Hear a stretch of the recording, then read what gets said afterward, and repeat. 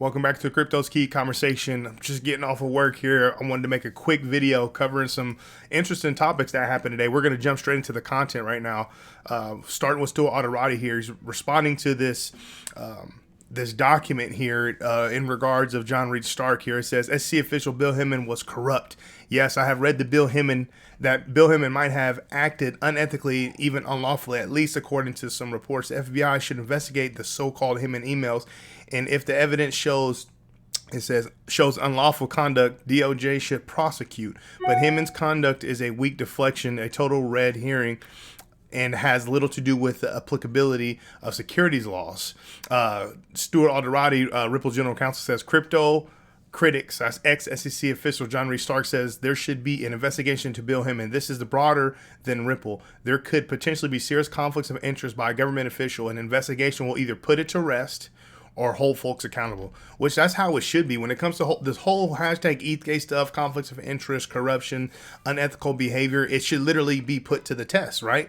It should either, so it can be, like he said, put to rest or, hold these people accountable, right? If you hear my kids in the background, they're over there being wild out there playing with these new toys they just got. This from JD responding to it says, for 1 year I called out the Hinman conflicts, and although there was a gross appearance of impropriety, which technically violates 18 USC 208, I never accused him of a crime during the first 18 months. I wrote about Ethereum Free Pass and went on Patrick Beat David's PBD podcast, as well as Fox Business with Liz Clayman, Charles Gasparino, Eleanor Terry, and Charles B. Payne, while the XRP community and slews like DAI, Digital Perspective, Moon Lambo, and the rest, and many others, she says, I apologize leaving you out. Many others helped get the message out so much that it inspired an independent, non-for-profit, not in crypto, DC government ethics or lack thereof watchdog named Empower Oversight, Jason Foster, to sue the SEC for not complying with the Freedom of Information regarding Hinman's blatant conflicts. The Empower Oversight litigation uncovered the fact that Hinman did violate 18 USC 208. All our efforts combined caused a crypto innovation-friendly Congressman Ward Davidson to ask the SEC enforcement director whether Hinman's speech was vetted or approved by the SEC ethics.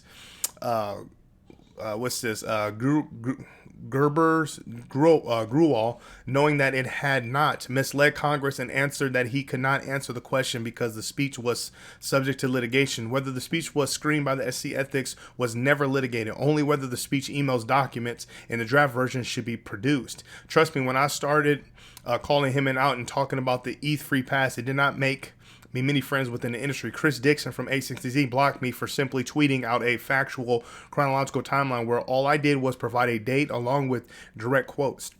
When I created my Crypto Law US video library with the help of XRP sleuths or investigators, some of the big names started calling me a conspiracy theorist. Yet to this day, the timeline of facts and video library have never been challenged because it's 100% factual. Yeah.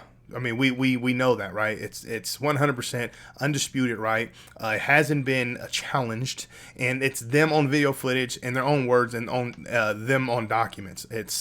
There's really no way around it. The truth shall set you free. He continues, people ask me why I've always been respectful when dealing with John Reed Stark, even though we vehemently disagree about crypto, the Tor's decision, etc. John Reed Stark from early on commented that he did not blame me for speaking truth to power and that he believed Hinman deserved to be investigated. I'm glad it's now in writing. Crypto Law US ran videos asking for investigation, and our Connect to Congress app sent over 60,000 messages to Congress calling for an investigation. Empower Oversight sent a referral to the IG asking for an investigation. Finally, I sent a letter to every member of the Senate Banking Committee and to every representative of the FSC asking for them to send a letter of inquiry regarding the Empower Oversight referral to the IG. I even provided a sample letter. To my knowledge, no one has. My God, how difficult is it to get an investigation when even senior former SEC leaders are calling for it? If crypto is going to move forward the way it should, it's not just the Sam Bankman-Fried FTX or the Mashinskis we need to hold accountable.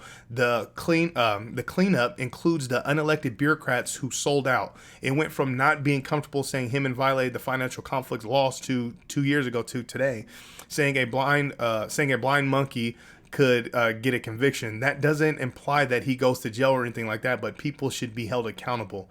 Like John Reed Stark says, investigate. I mean, dang, literally. And we don't even call it tweets anymore. What do you call it? An X post or whatever, a post. Yeah, JD hits it on the head there, man. I'm wondering if there's going to be an investigation, man. There's just more pressure being applied, to government officials and Congress to open up an investigation, right? And Power Oversight and Jason Foster aren't going to stop. It ain't over for them. DAI says, hey, Squawk Box. Joe Squawk, Becky Quick, Andrew Ross Sorkin, time to have Jay Clayton on and actually do your jobs and ask him actual questions about his and Bill Hemmett's part in this corruption. Yeah, absolutely, man.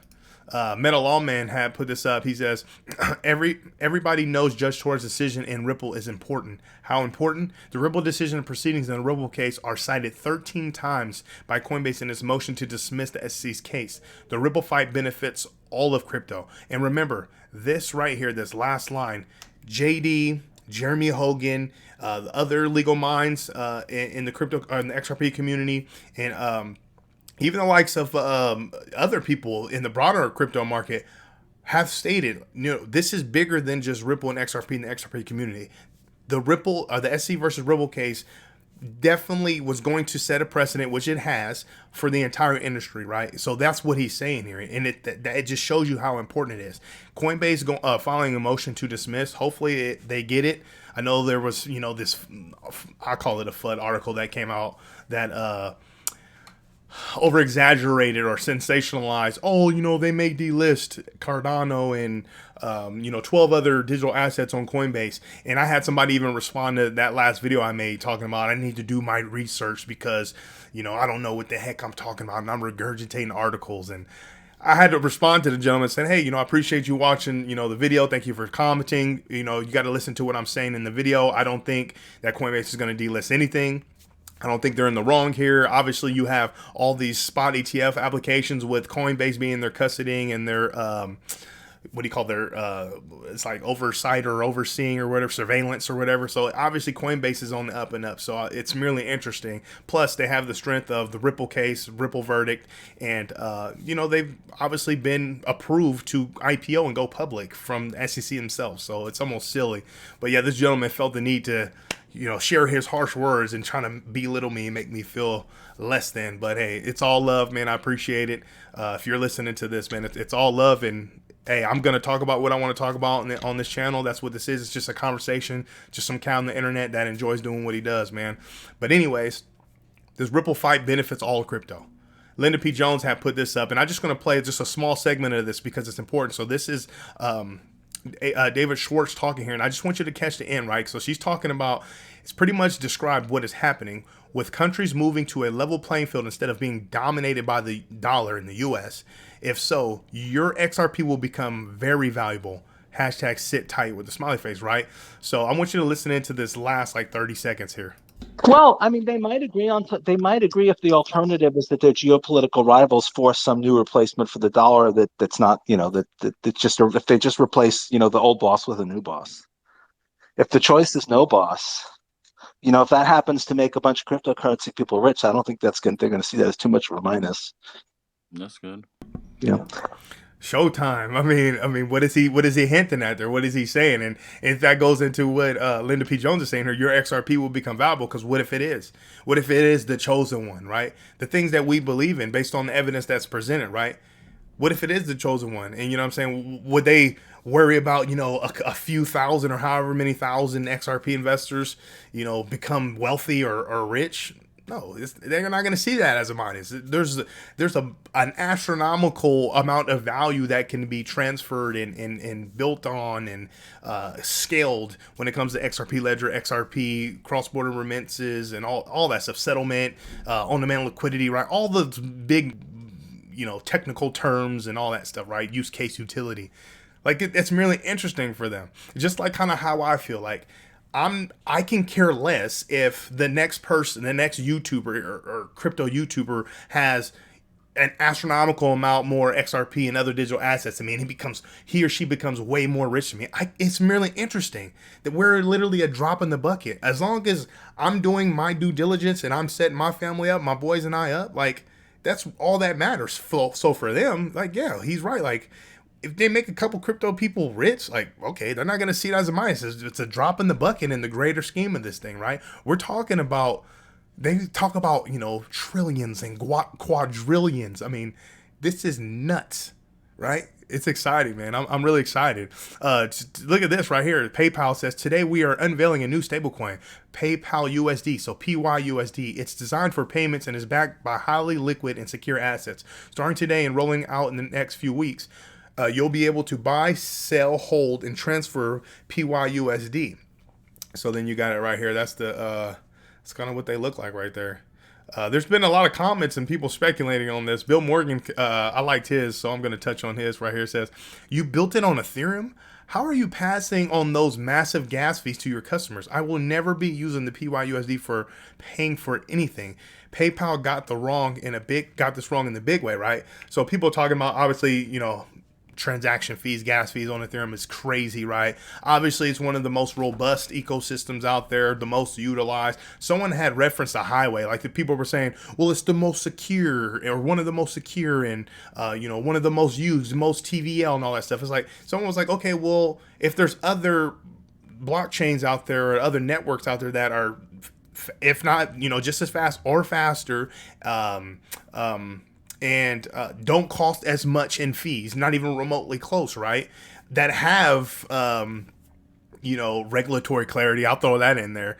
But yeah, they were pretty much saying like, so would you rather use a highway that's completely bogged up just because it's the most popular, most used highway, or would you find a highway that can get you to the same point without being jammed and clogged up, right? Or you have to pay tremendous toll fees just to get through. That was a great analogy that I saw someone had put up, but it's quite interesting. Yeah, and it's no shade, you know what I'm saying? This is great for Ethereum just because what's happened with hashtag ETHGate and all the backdoor dealings and all that shady stuff. It's almost merely interesting, right? Great for Ethereum, just more utility use case, you know what I'm saying? But there are other networks, and maybe this is just like a trial. Maybe they're just kind of trying out, kind of see what happens, see how it goes, and then maybe they're going to dive into other networks. Quite interesting. I did see some people in the community really almost acting like some maxis here. Not saying this gentleman here, but I did read a couple. I'm not going to read them, but they're pretty much like almost hating in a sense. Hey, that's their business. They can do what they want. If it turns out to be something disastrous, hey, that's their own branding. They affect themselves, right? Yeah, they're going to affect their customers as well if they're utilizing that. But hey, that's to each of their own type thing, right? Bitcoin News says PayPal stablecoin gives the company the ability to freeze and wipe your assets. Interesting. I wonder how legit this is. I'm just reading it. And then Bill Morgan says, yep, it's a real winner. So we'll have to keep tabs on this and keep an eye on this whole PYUSD. Interesting though. Hey, just more awareness, more adoption. It is what it is. Eleanor Terrett had responded saying, what's that saying? First they ignore you, then they laugh at you, then they fight you, then you win. So just more stuff, more positivity. I wanted to touch on this too. This is from Kathy Wood, or this is from Bitcoin Magazine about Kathy Wood. It says, just saying Kathy Wood on Bloomberg, if the SEC is going to approve a spot Bitcoin ETF, it will approve more than one at once. So obviously we know that when BlackRock came out, have their Bitcoin filing, I think they've been successful for hundreds of them, or not spot Bitcoin filings, but just ETF filings or whatnot. I think they've only not gotten one. So all these other spot Bitcoin ETF applications that had to resubmit, they literally submitted I guess the way they say the exact same as BlackRock, right? Talking about Coinbase being surveillance, custody partners, trying to get all the verbiage and stuff, right? Because if they approve BlackRock, they're going to have to approve everybody else, you know what I'm saying? Or if they approve one, they're going to have to approve all the other one because it's all the same thing in a sense, right? So there's been people speculating, this could be a major catalyst that can truly set us up for a massive bull market that's going to be coming here in the closer to the Bitcoin halving and leading into 2024 2025 type deal. So hey, speculations based off of, I guess you could say, past history, looking at charts and market trends and all that stuff, right? Just something positive, something to look forward to, man. Bitcoin Fair Greed Index sitting at a 54. Bitcoin is currently sitting at 29,164. Ethereum sitting at 1827. XRP sitting at 62 cents. Market cap sitting at 1.2 trillion. Man, a lot of things to look forward to, man. I'm really excited to see what happens in this market. Just a win game. Just a matter of time. A matter of when, not if. But that's what I have for you. Make sure you come to the Crypto's Key Conversation YouTube channel, subscribe, follow us on Twitter at Crypto's Key One. Really appreciate your support out there. And hey, for those of you out there that get bothered by whether you can't hear the audio or I covered something that you don't like, hey, show love, express yourself. That's all good. Just remember, man, I'm just here to have a conversation, man. I'm acting as if like you're literally sitting across from me, man, and we're just chopping it up. Just some cat on the internet that likes doing what he's doing. So hey, no disrespect. It's all love. Yeah, just wanted to say that. With all that being said, stay strong out there and be safe.